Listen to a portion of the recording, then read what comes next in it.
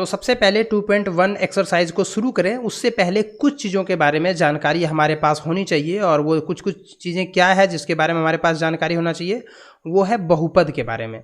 सबसे पहले आपको बहुपद के बारे में जानकारी होना चाहिए। बहुपद किसको कहते हैं?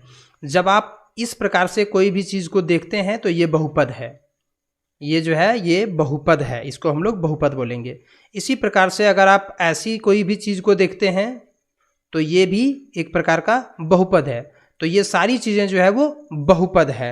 और किन चीज़ों को बहुपद नहीं कहेंगे वो भी मैं थोड़ा बता दूं। अगर कभी x जो है वो रूट में रहे, x के ऊपर पावर अगर बटा में रहे, या फिर x के ऊपर पावर अगर माइनस रहे, तो इस 3 प्रकार की चीज़ें, मतलब बहुपद में 2 प्रकार की चीज़ें आपको दिखाई देगी। एक x जिसको बोलते हैं चर, और एक अंक दिखाई पड़ेगा। जैसे इसमें 2 है, यहाँ पर 3 है, तो इन अंकों को कहा जाता है अचर।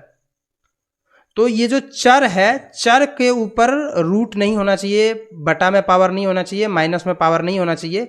अगर इस प्रकार से हो जाता है तो इसको हम लोग बहुपद नहीं कहेंगे। जैसे मान लीजिए अगर आपको इस प्रकार से दे दे, पूछे कि क्या ये बहुपद है, तो ये बहुपद नहीं है। भले अगर इस प्रकार से आपको दे दे तो ये बहुपद है। इसके बारे में क्लास 9th में आपने पढ़ा होगा। मैंने यहाँ पर थोड़ी सी जानकारी के लिए आपको बता दिया।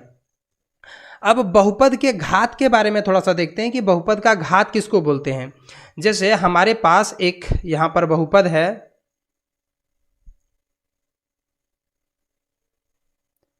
आपसे पूछा जाएगा बताइए इस बहुपद का घात कितना है। घात मतलब पावर।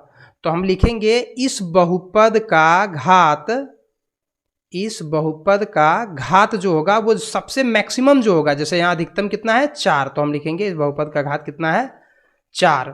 मतलब आपके पास बहुत सारा घात दिया हुआ रहेगा, लेकिन आपको सिर्फ उसी चीज़ को लिखना है जो मैक्सिमम हो। जैसे अगर आपसे पूछे कि इस बहुपद का घात कितना होगा, तो हम लिख देंगे इस बहुपद का घात, इस बहुपद का घात जो है वो कितना होगा 5। तो इस प्रकार से आपको जो है वो ये सारी चीज़ों के बारे में जानकारी होना चाहिए इस चैप्टर में। अगर किसी बहुपद का पावर 1 रहे, मतलब अगर कोई बहुपद इस प्रकार से रहे, x के ऊपर पावर 1 है, मतलब ये इस बहुपद का जो अधिकतम घात है वो 1 है, तो ऐसे बहुपद को रेखिक बहुपद कहते हैं। ऐसा बहुपद जिसके ऊपर पावर अधिकतम 1 रहे। अगर अधिकतम पावर 2 रहे, अगर अधिकतम पावर 2 रहे तो उसको बोलेंगे द्विघाती बहुपद, द्विघाती बहुपद। अगर अधिकतम पावर 3 रहे तो वैसी स्थिति में उसको कहेंगे त्रिघाती बहुपद, त्रिघाती बहुपद।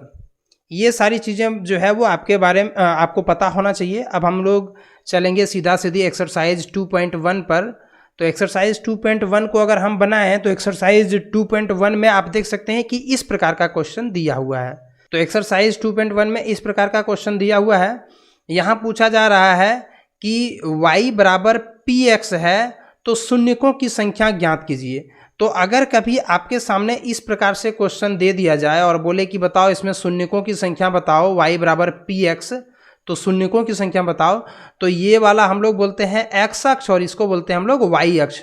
तो x अक्ष को जितनी बार काट रहा है हम वही लिखेंगे। तो यहाँ पर हम इसमें क्या लिखेंगे, शून्यकों की संख्या कितनी हो जाएगी, शून्यकों की संख्या कितनी हो जाएगी 3। अगर मान लीजिए कोई ऐसी संख्या है जिसमें शून्यकों की संख्या इस प्रकार से है 1 2 3 4 5, तो हम यहाँ पर लिखेंगे इस बहुपद इस ग्राफ में जो है वो शून्यकों की संख्या कितनी है, शून्यकों की संख्या है 5।